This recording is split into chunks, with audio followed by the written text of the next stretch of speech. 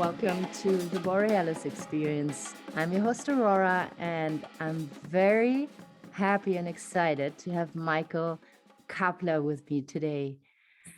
It is an honor to have him here because I was able to see what his mission is all about, what he's trying to make people aware of. And I'm just so very touched about what Michael is doing. It is very important work.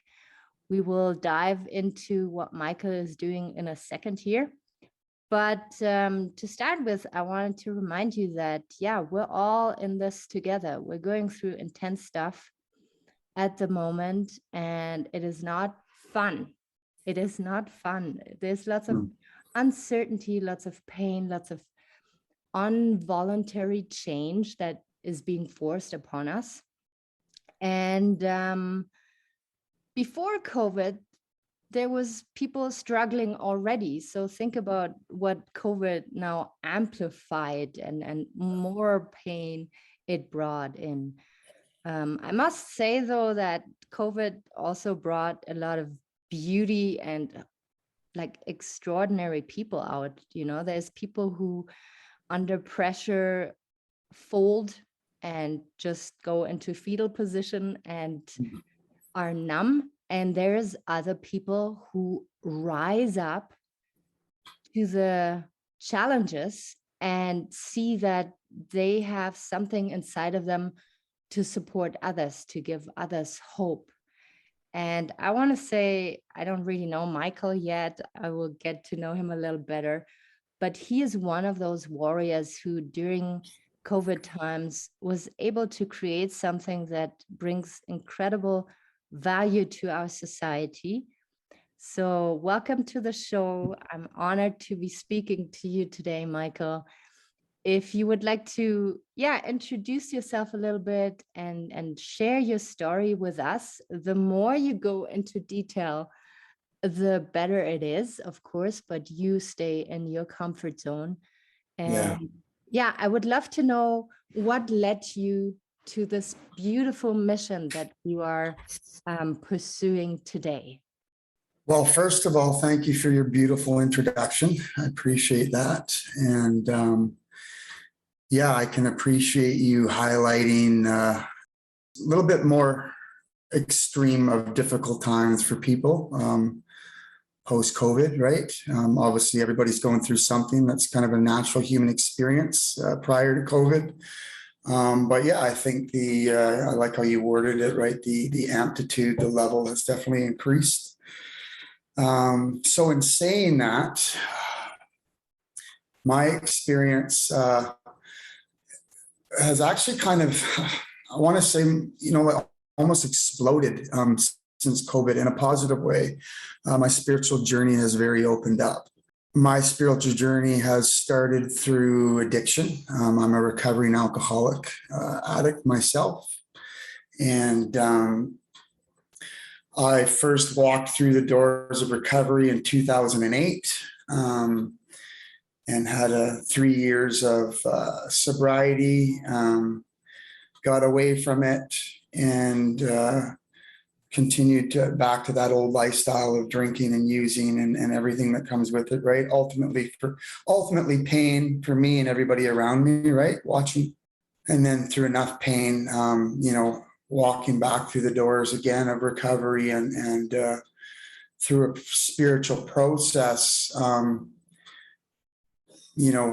getting well. I use the word spiritually fit.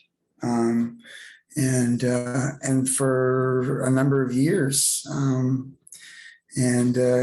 Part of my story is getting away from it again and returning to the drink and the drug. And to simplify me returning to that drink and the drug, there's a spiritual walk that was presented to me through a process of the 12 steps that gave me a foundation. And as we live, human beings, there's a fulfillment, I think, that we all seek, not just with addicts and alcoholics.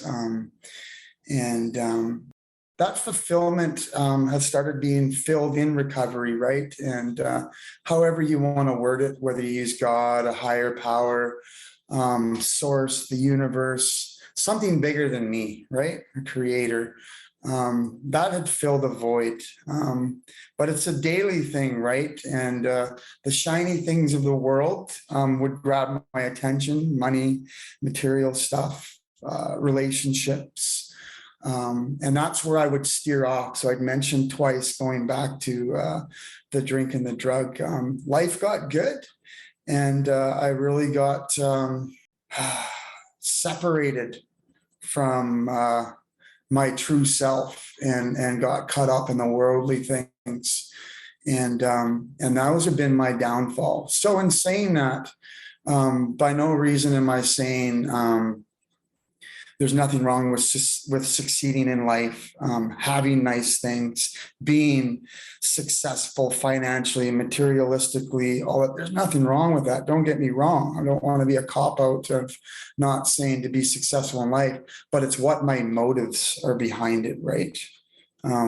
What is really going on here, right? So, I talked about some obsessions of, car, money, even physical. I was addicted to the gym and would get into, trying to think of a better word, but I guess I'm just going to say like steroids and those enhancements, artificial enhancements, is trying to fill this inner void, right? So there's nothing wrong with working out in the gym and being healthy, right? There's nothing wrong with having a nice car. There's nothing wrong with having a nice relationship. There's nothing wrong with being financially secure. But what I found as a common denominator is we tend to go after those things in extreme. We all know the disease of more, right? I need more. It's never enough, right?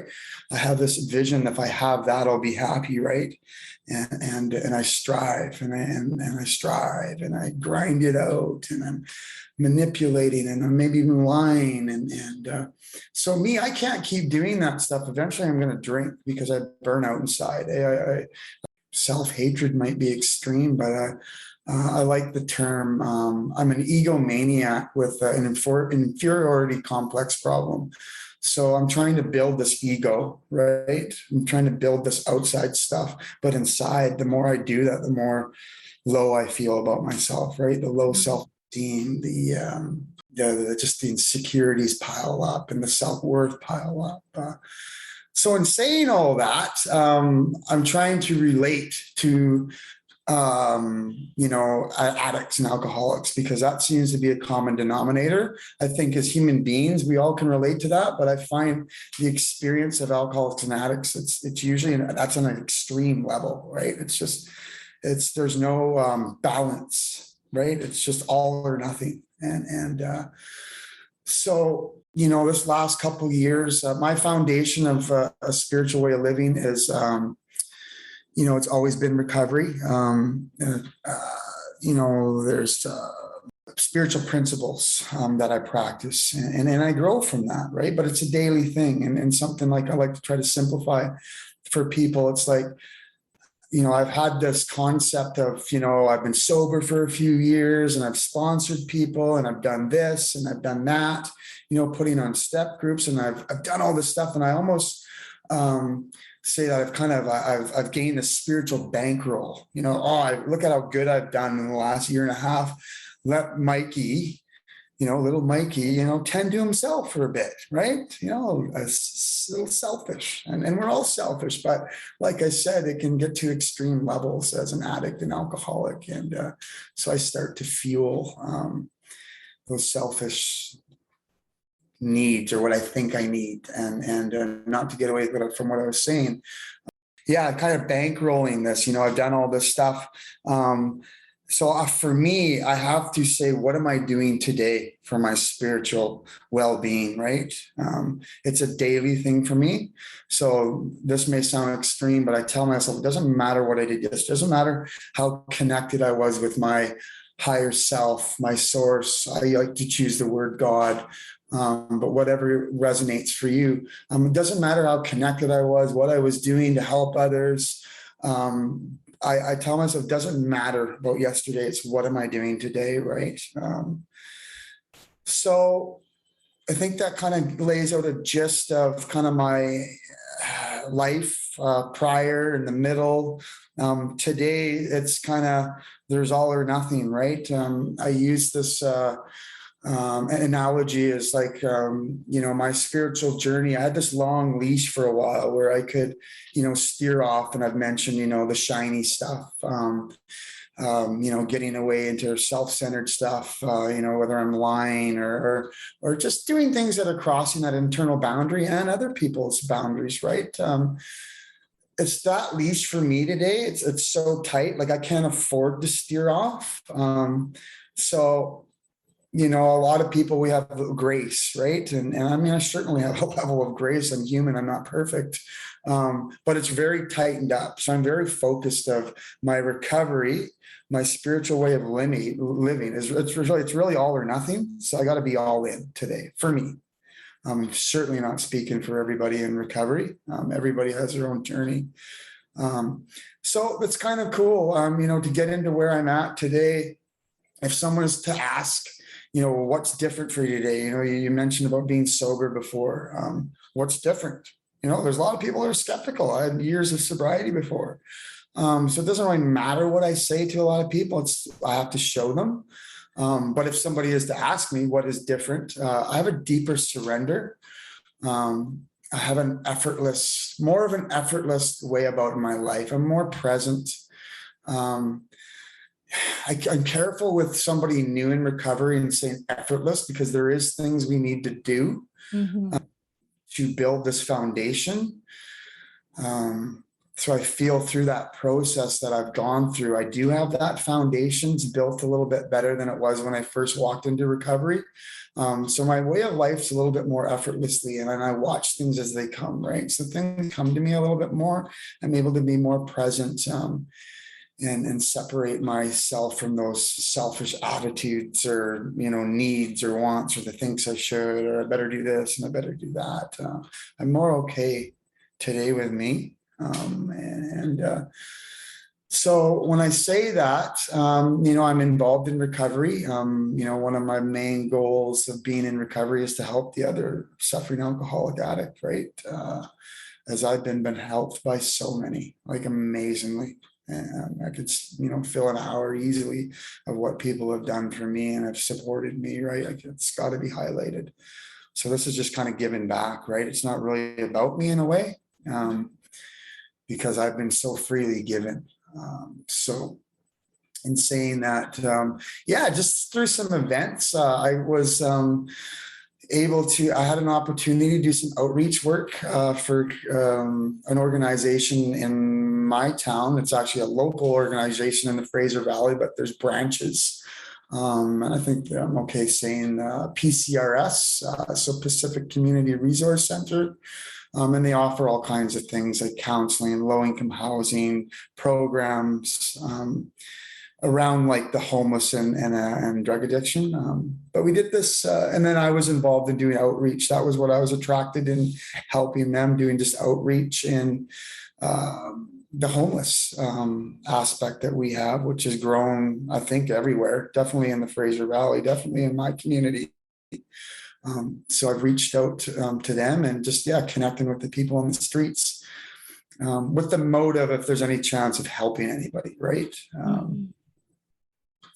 So in doing that, they came to me, PCRS, and said, hey, we're doing a project about getting awareness. We're all aware of the addiction pandemic, the opioid crisis, the overdose crisis on the street level. We all can see it daily, right?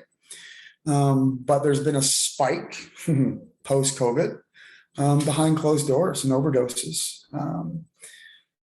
So I did do a 3-video series. One was just kind of a trailer of what we were getting at. So the second video was 2 paramedics that showed their story of going into homes where overdoses has happened, right? And we were targeting the 25 to 45-year-old male aspect, which I fit in because although I was close to being on the street, I'm fortunate enough where I've always had a roof over my head for the most part. So I fit that category, right? As the addict, somewhat functioning, still hanging on to my job by strings at the end. So we targeted that category. And so with the paramedics did a video, and then I did a video.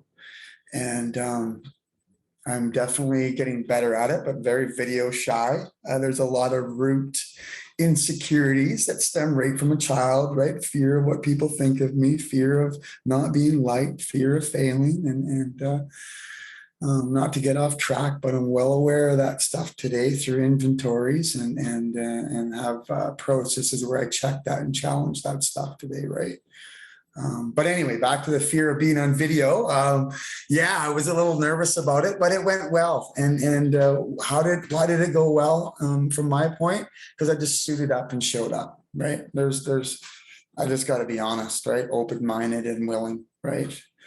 And so we did this video, and then the local paper did an article on it, and it got a little bit of buzz in the community, and I got a lot of positive feedback. And I enjoyed the process. I enjoyed the experience. So in saying that, probably there was, from when we recorded the video to where it actually went out into the public, was probably about a 3-month span. So I had some time with it, and probably about a month after the video was like released into the public forum, like YouTube, and the paper did a process. Like I'd mentioned before, I have a routine I do in the mornings, right? I do some readings and some meditating, and this thought come to my mind, kind of creating a show of highlighting the positive aspect of recovery. And I know of a program that's out there, and I watch it, that the root of it is a positive thing for sure. I can never take that away from it, but it really focuses on the negativity of an addict alcoholic, and that's kind of the whole show, is showing this part. And there's maybe 5 minutes of coming together and trying to help this addict, and then the credits at the end of the show, that you kind of see, did they make it or did they not make it, right? And there's very little of the positive end of it, and other than that, I haven't seen a lot of stuff focusing on the positive, right? We all know the negative, like every which way, and it touches everybody's lives, right? So I just had a concept, and then, I have patterns of obsessing about things, right? And these great ideas. And so after a day of kind of excited about this idea and maybe sharing it with a few people that are close to me, I just kind of let it be and thought, you know what, Mike, yeah, right. You're going to make a TV show. Yeah, you're going to make a TV show, and kind of chuckled about it. And I let it be. And then, a week or so, I continued to get these nudges. So I started writing things down, like, how I would lay it out. Some questions of, what is it about, right? Really briefly, some of those questions, what would it be about? Why did I decide to make the show? What does it mean to me personally?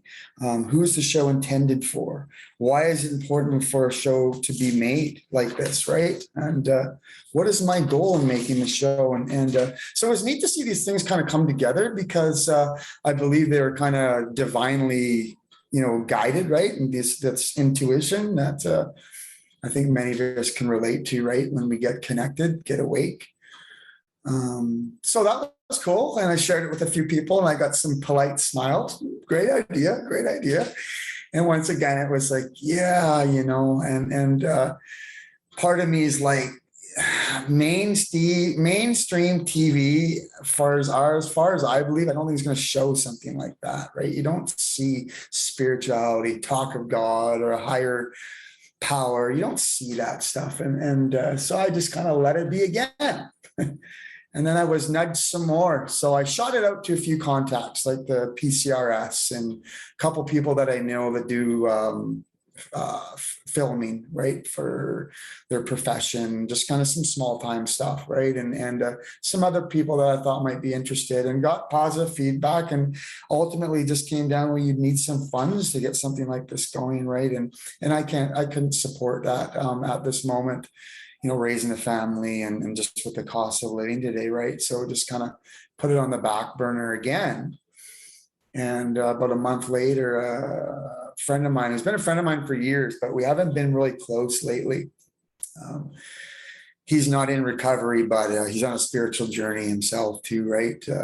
Pretty awake and connected. And so he reached back to me and he's like, dude, he's like, I keep getting nudged about this thing. I think you got something here, right? And this would just be such a positive thing for the times. And so he goes, I'd be willing to put a promo video with you together and just highlight the motive behind this, the ideas, and see if we can set like a GoFundMe page up and just see what we can do. So yeah, we launched that the day you and me connected, and we're over halfway. We wrote down a budget, what we thought, and all that budget is, I mean, for me, being in recovery and that, there's no money motivation behind it. Recovery, once you mix money, this is my experience, and I know we have a whole professional field and the level, and that's not my experience, and I'm not knocking it. I know nothing about it, very little about it.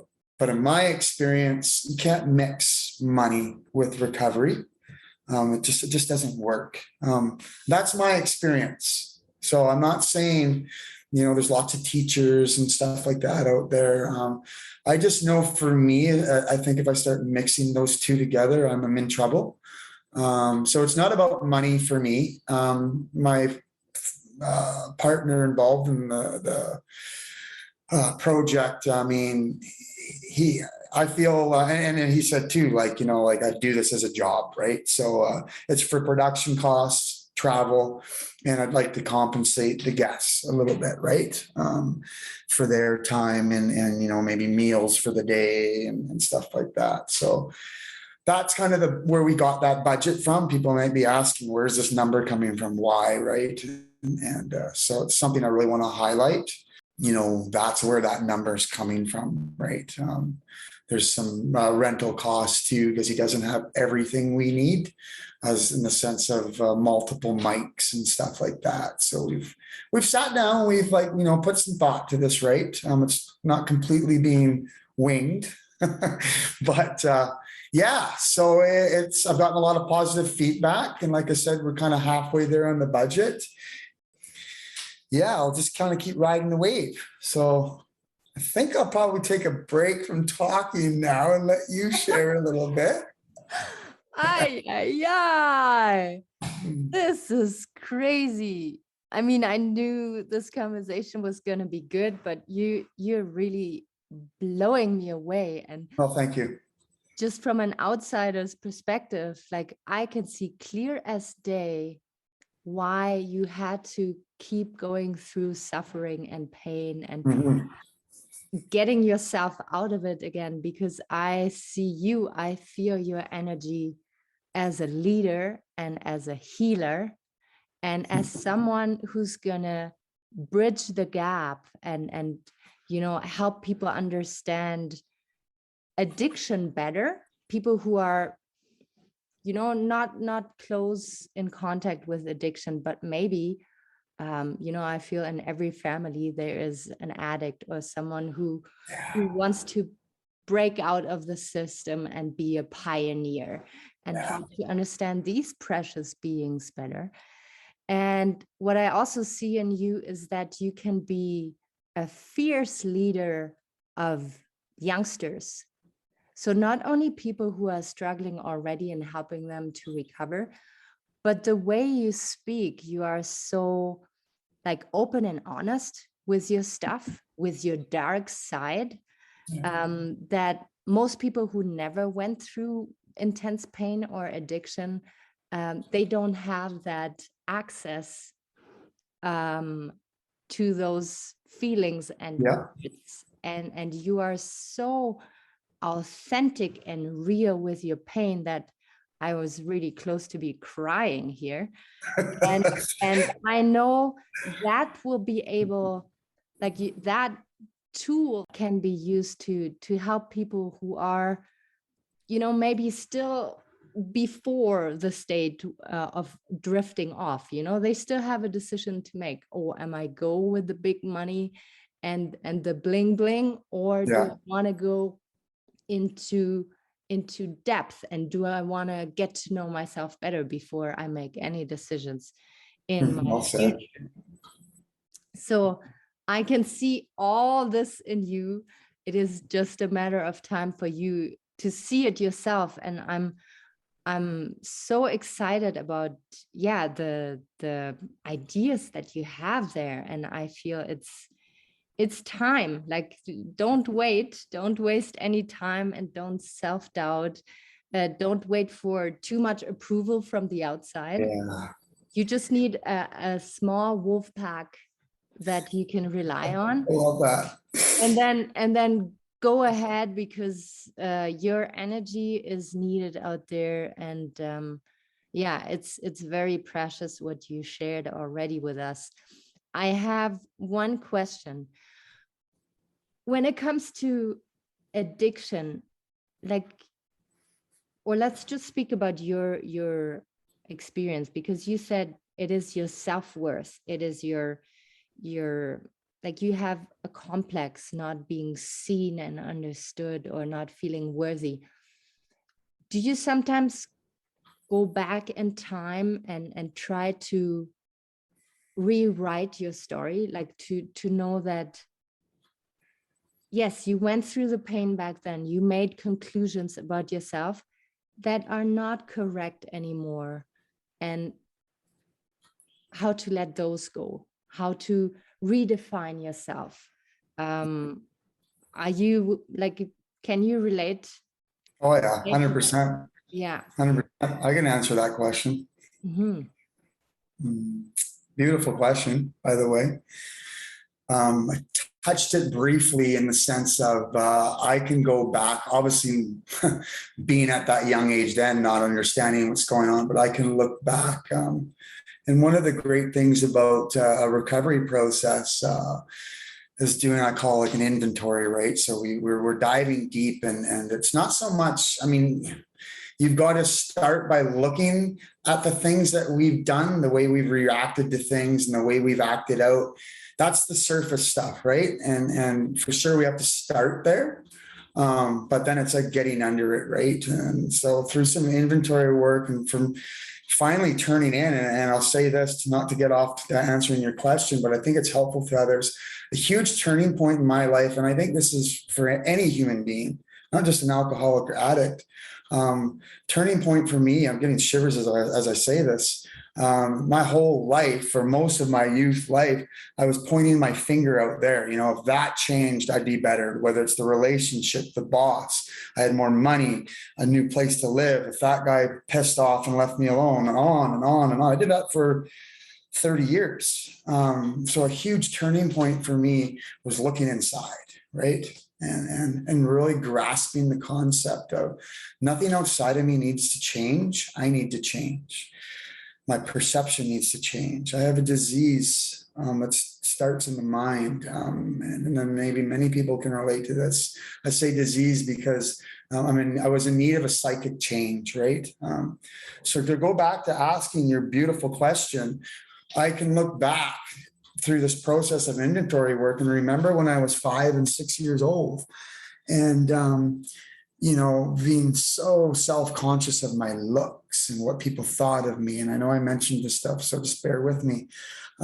Fear of failing, fear of what people thought of me. There's so many fears of what everybody was thinking, and you know, a professional level can relate that stuff to like social anxiety and stuff like that. So I'm just going to try to simplify it for me, how it was easy for me to understand. And that stuff just grew, right? It just grew. I believed it. And I'm not putting blame on anybody, because everybody goes through this stuff. But, you know, when somebody said, Mike, you're chubby, I mean, I that just grew in me, right? Or, you know, anything negative. Like, here's a simple way of saying it. You know, there was a time in my life where I could spit off 1,000 insults, or at least what I perceived to be insults. Bang, like, how many compliments could I lay out? None. Do you think I never got compliments? Of course I did. Maybe even more. But I didn't believe them. I believed the insults. I believe the negative stuff, and half of that negative stuff, when I say 1,000, insults or situations, half of them probably I created them in my head just with assumptions and thinking that's what people are meaning and stuff like that. Right. So I don't want to get too deep in that, but I hope that kind of makes sense. So getting back, that stuff just grew. So for me, I don't know if that stuff would have ever have changed if I didn't walk through the doors of recovery. And then in recovery, I was forced to wake up. And what do I mean by waking up? Well, one of the first levels of waking up is I started watching myself, right? I started watching the thoughts. And that's not real. That's not true. No. So today, those stuff may still pop up, right? You said when I talk about meditating, well, meditating for me certainly isn't sitting in a lotus position with no thoughts for 3 hours. That ain't meditating for me. Meditating is sitting upright, somewhat comfortably, and focusing on breathing, but watching those thoughts. And 90% of them are stories, not real. Yeah. Yeah. Oh, for me, meditation is the same. It started with being a torture. Like I thought, are you kidding me? Like everybody is so calm and peaceful here in the yoga studio. And I just want to rip things apart and run out. And to sit with that energy, to sit with what is constantly with you anyways, and now you're becoming aware of it, is so shitty painful. It is so crazy. But yeah, kudos to you. We are still doing it. Yeah, we're still meditating and sitting through it. And it's that's why. Practice. Practice. Not getting discouraged. So when I hear a story like that, you relating to the noise at the beginning and comparing yourself to others, I so relate to that, right? And I think that comparing myself and this expectation, that stuff, I've got to challenge that stuff, eh? Yeah, totally. And you haven't gone through that pain now. You can automatically relate to me and feel empathy, right? You attracted me into your life. This is why we're sitting here.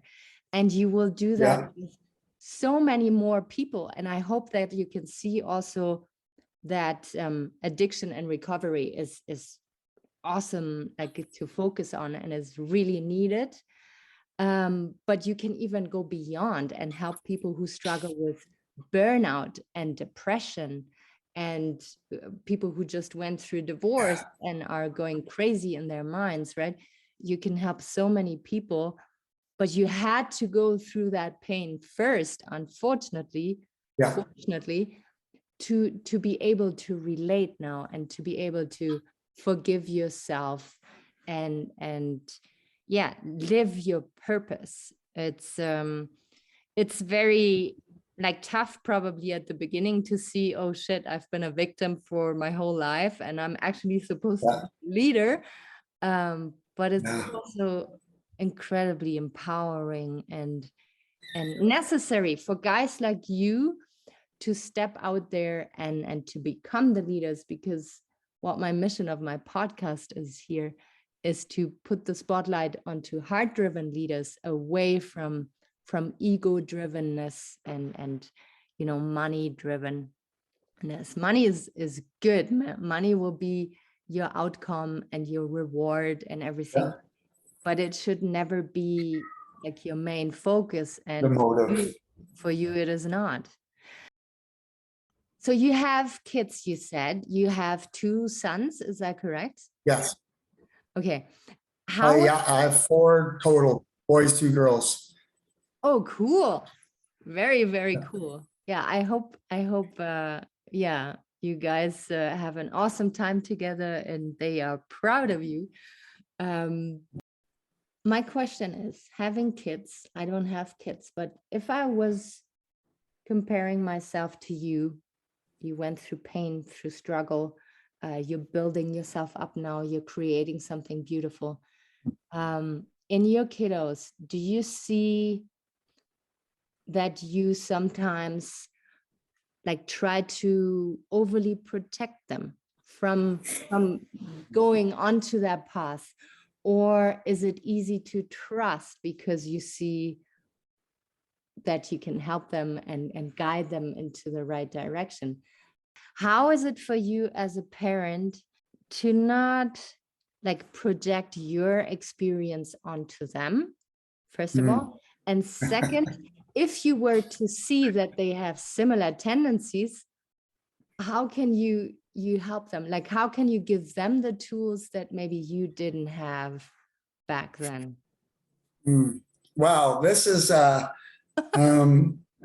this question is awesome. How much time do I have? Like, I don't want to kind of ramble on. Can I have like about 5 minutes, or we gotta kind of get I'll wave at cutting you. close here? I'll wave at you Okay. once getting close. Yeah. And why I say that, it's I don't believe in coincidences. I'm actually having a learning lesson as a parent, and I'm kind of coming out of something. And so, being in recovery, having a spiritual journey, getting awake, and just once again really functioning in society as being a human being on, the worldly level, on the spiritual level, right? So I've caught myself basically kind of parenting my children. And this is something just coming out of. So we had a couple years of this, of parenting my children as I was parenting me. So, nothing wrong. Like, we have some pretty awesome conversations. I have a 16-year-old and a 13-year-old, and we can have some pretty deep conversations. But what finally, and they taught me this, it was them actually pointing it out. But what I caught myself doing is I was trying to parent myself, right? So once again, having balance, right? So there's no problem, with teaching them, getting them awareness about addiction and, this life of trying to fulfill things and with wrong motives and trying to show them to be generally a good human being. But I was coming at it as if I was parenting myself, and something hit me one day where getting back into that balance level of, they're their own personalities, they're their own people, and anybody with children sits them for a half hour and go, wow, where did that come from, right? Whether they're a toddler or an 18-year-old and everything in between. Yeah, they've physically come from the woman and the father, but they're their own thing, they're their own beings, and so when I say balance, I share my story and I'll share my mistakes, and hopefully they don't do them. But the implementation that I was parenting myself, so being all over them, making sure that they're not going to go in any little avenue of what I did when I was a youth. I've stepped back from that and letting more of them be. They're going to make their mistakes. They're going to go through their trials and tribulations, right? And of course, in saying that, there's the balance. Obviously, I'm not neglecting my children and not part of their life, but I'm also not over them and smothering them. The word you used, right? It's letting them find their way, right? And maybe my way I think they should be isn't their way, right? So hopefully I didn't go off too much there, but I love that question. Hopefully I answered your question. No, you totally did. Like, it's very interesting how every father would answer this question differently, and I love what you say. Like, we can all learn from this. I think as a father, it's probably hardest. Like you say, they come from you physically, so you kind of assume, oh yeah, they must be like me. Yeah. But then to step back and to know, like, no, they're actually their own personality, but they can still learn from you so much. Totally. Especially if you're leading by example, right? That's the most powerful thing. Perfect. Yeah, it's the only thing. Perfect. It's the only thing, because everything that a parent is trying to teach a child and not living at the same time is for the garbage, I believe. And it's very inspiring how you approach it and how open-minded you are about it, and yeah, very evolved. I just love that so much. Is there anything else we would like to add to this episode, or did we cover everything? I want to make sure to put the links to your videos, the link to your Facebook page into the show notes. Yeah, please do. How else can people reach you? How else can we make sure that more people hear about your mission? Yeah, I'm pretty active on Facebook. I can shoot you my email. I'll message that to you later. I'll also shoot you the other video I did for that PCRS, because I think a good point in that video is we were really shedding light on what the family member or the friend who's watching an addict kill themselves through addiction. What are some of their options? How can they approach it? And I think that's powerful for people. So I'm going to send you that video too. Yeah. And can I say something real quick? Yes. And being in the recovery world, or whatever you want to call it, community, one thing that continuously comes up, and I want to share, people always talk about shame and guilt, and they go, shame and guilt, I feel so much shame and guilt. And you can feel that, just as a regular human being, or, sober. And we all can relate. We have this mindset, yeah, I feel guilty, or I feel shameful. And something I want to pass on to people out in, anybody, but definitely people in recovery, because shame and guilt comes up so much because of people's past. It's something that I've learned to process, because I've been that person, for example, that's driven, I'm driving downtown and I see something and it triggers me, and I think back of something I'd done that was not very good, right?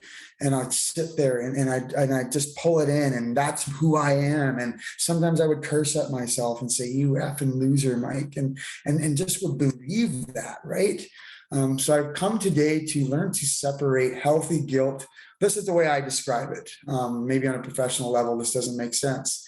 But the way I describe it is, I've come to differentiate healthy guilt from feeling shameful. So I say that there's healthy guilt, and healthy guilt is good. So shameful is that example. I'm driving down the road, I think of something that I did in the past, and I'm believing it, and I'm telling myself I'm a loser, this and that. Well, that's just destroying my self-esteem and confidence, right? And that is such a pattern in addiction, right? Whereas healthy guilt, that same situation comes up, and I can go, yeah, I did that. I cleaned that up. I made that amends, or the ultimate is I don't do that today. I'm not that person. I've made an amends. I'm not doing those things today. That is not who I am. So I challenge that, right? Because a lot of us can get trapped in that and believing that's who we are. And through a process, like I mentioned, the inventory and a spiritual awakening, we can start challenging that stuff. And it's not an overnight thing, right? So it's like, I don't do that stuff today. It's not who I am. I've made amends for those things, and I've cleaned things up. And thank you very much. So healthy guilt and shamefulness, there's a difference. Wow. That is, like, you just threw the most valuable tool at us that we can all use. Thank you. Again, like, we all have done stuff in the past. Yeah, everybody. And that is something that we can use, because otherwise it's like a vicious cycle. I feel shame, and then I go back to the drinking, go back to the shitty behavior, because I don't want to feel that shame.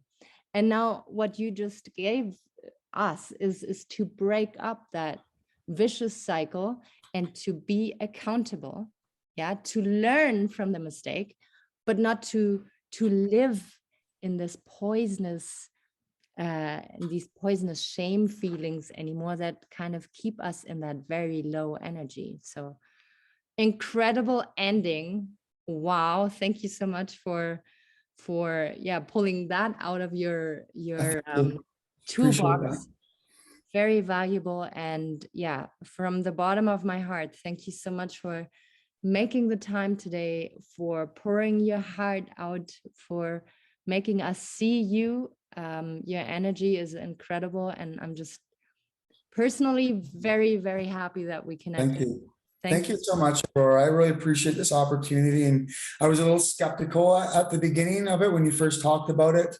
And you've blown me away with your motive and your intent. And I'm just so grateful. You're a beautiful soul, like just absolutely. So I thank you so much. Yeah. Thank you, Mike. Thank you. Well, I really hope you enjoyed this interview. I totally enjoyed the conversation. And yeah, I will make sure to put the video links into the show notes. You can contact Mike on Facebook, or if you have any questions, any comments, never hesitate and shoot me a message on Aurora Eggert, my Facebook page. Also, a note, if you are struggling right now, if you feel like you need to talk about your stuff, and counseling and visiting a psychotherapist is not, really necessary at the moment. You just need someone to talk to, need someone to guide you on your path. Then please contact me and ask me to send you my calendar link so that we can schedule a 60-minute intro call where I can figure out if I can help you with stuff that you're going through right now. I'm a love and life coach and would love to assist you whenever you feel like you need a neutral person to talk to. All right. Take really good care of yourself, and I'll see you down the road. I'll be out there very soon again. Bye-bye.